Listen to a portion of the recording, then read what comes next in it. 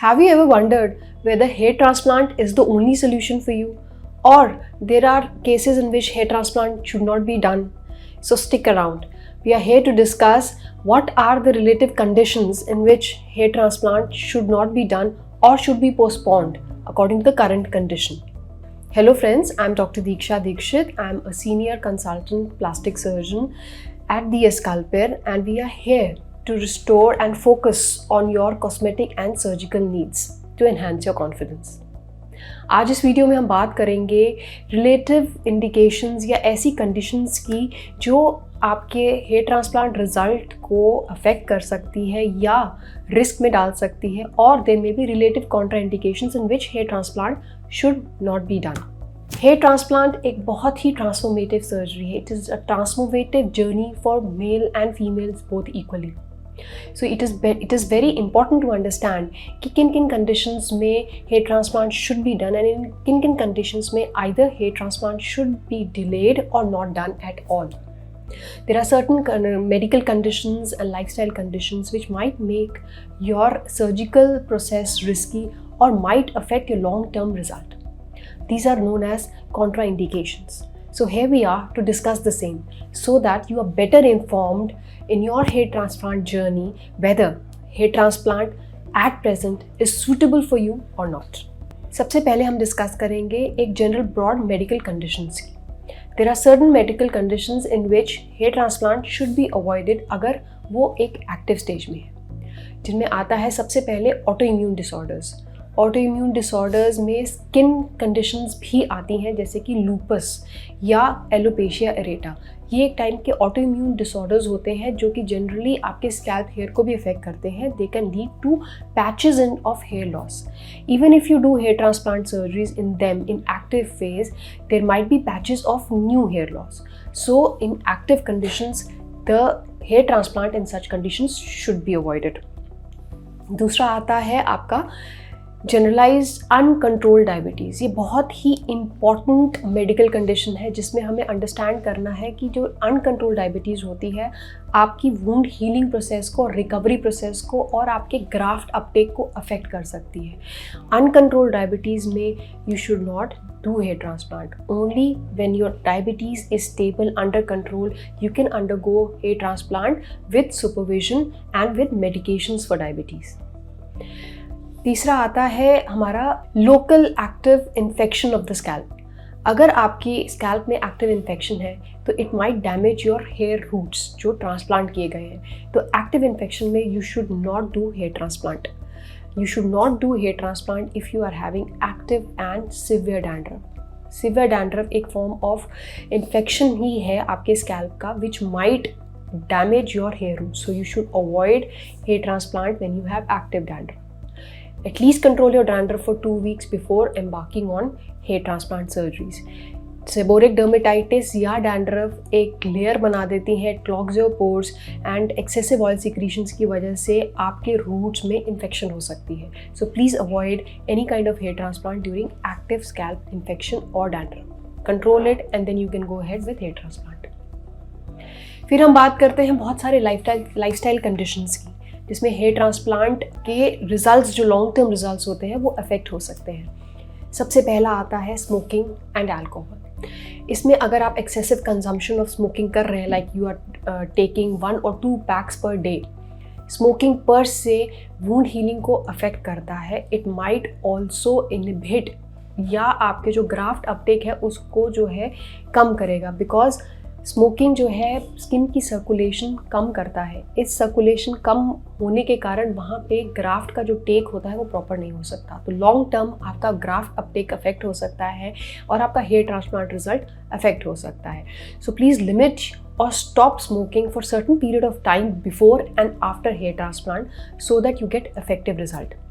Alcohol अगर आप excessive consume कर रहे हैं, it might also lead to impaired healing and graft uptake में अफेक्ट करता है. So alcohol also has to be avoided for certain period of time before and after hair transplant. Then is any kind of stress.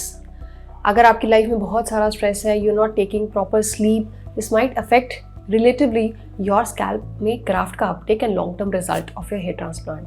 दूसरा है poor nutrition in general. आप nutritious diet नहीं ले रहे या आपकी स्कैल्प हाइजीन पुअर है। In those cases first correct your nutritional deficit, अपनी स्कैल्प हाइजीन प्रॉपर करें and then go for hair transplant. फिर आता है रिलेटिवली एज फैक्टर, या इन पेशेंट्स जिसमें जो बहुत अर्ली हेयर लॉस के पेशेंट्स हैं, उनमें अगर एक्टिव हेयर लॉस हो रहा है या किसी भी कंडीशन के कारण आपके हेयर थिनिंग हो रही है या एक्टिवली आपका हेयर लॉस हो रहा है, उस पीरियड में you should avoid hair transplant, because in general the roots during that phase of active hair loss might be weak, and whatever we transplant might lead to more hair loss, and आपका effective एक hair transplant का result नहीं आ सकता। इस time में जब आपका active hair fall हो रहा है, तब you should we recommend you to go for other alternate form of therapies, जिससे कि आपकी रूट स्ट्रेंथन हो, आपका हेयर फॉल स्टेबल हो जाए, and then you can go ahead with hair transplant surgeries. इसमें आता है आपका प्लेटेड रिच प्लाज्मा थेरेपीज, इसमें आते हैं आपके टॉपिकल सोल्यूशंस, इसमें आते हैं आपका oral intake of any kind of nutritional deficit.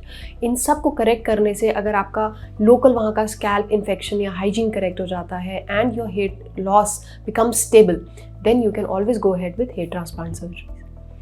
अगर आप एडवांस हेयर लॉस में हैं या आपका एडवांस स्टेज है ऑफ बाल्डनेस, तब भी हमारे पास डोनर एरिया जो है रिलेटिवली जो है कम मिलता है, जिसकी वजह से हम पूरा कवरेज नहीं दे पा सकते। तो उस केस में हमारे जो रिजल्ट्स होते हैं या प्रोग्नोसिस होती हैं वो बहुत गार्डेड होती हैं। We explain that to the attendant कि in advance case and in patients also that in advance case of hair loss we might not be able to give a full coverage. So in that cases we prioritise the areas, and then you should understand that if your expectations are of a full coverage, we might not be able to go, and then you should consider for any other alternate form of treatment or procedures or any other hair patches. So ये एक general overview है of relative contraindications, risk factors, and in conditions where hair transplant may not be suitable for you. Whether you are falling into that category or you are a suitable candidate for hair transplant or not, you can always consult with your plastic surgeon. You can also schedule an appointment with us at DS Sculpet to know more about the suitability of hair transplant, your current scalp condition, and in which grade of hair transplant, in which grade of baldness you fall into, and whether specific type of treatment might help you before hair transplant or not. If you have all these general queries, you can always book an appointment with us at DS Sculpet. We are already here to help you. To summarize, medical conditions like diabetes, uncontrolled diabetes, skin conditions, autoimmune conditions like lupus, alopecia areata, and in cases of active scalp infections, the hair transplant is contraindicated. In advanced hair loss or in active hair loss phase, hair transplant should not be done. If you have lifestyle habits of smoking and alcohol, please do prohibit it before and after hair transplant for a certain period of time to effectively have a good result of hair transplant. Last, stress and poor nutrition and also your scalp hygiene should be maintained. If it is stable, you can go ahead with hair transplant. Hope you found this video helpful, and it will help you in deciding whether you should go ahead with hair transplant or other restorative procedures or not. If you like this video, please don't forget to like, share and subscribe this video. For more such informative videos on hair restoration therapies and hair transplant, you can always subscribe to our channel, and you can always look out for new videos. If you have any queries regarding hair transplant, we are always here to help you.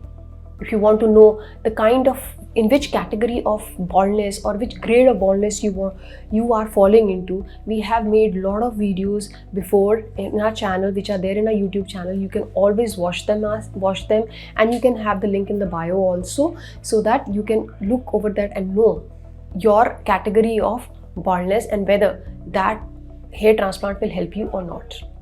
Hope to see you in next video. Thank you.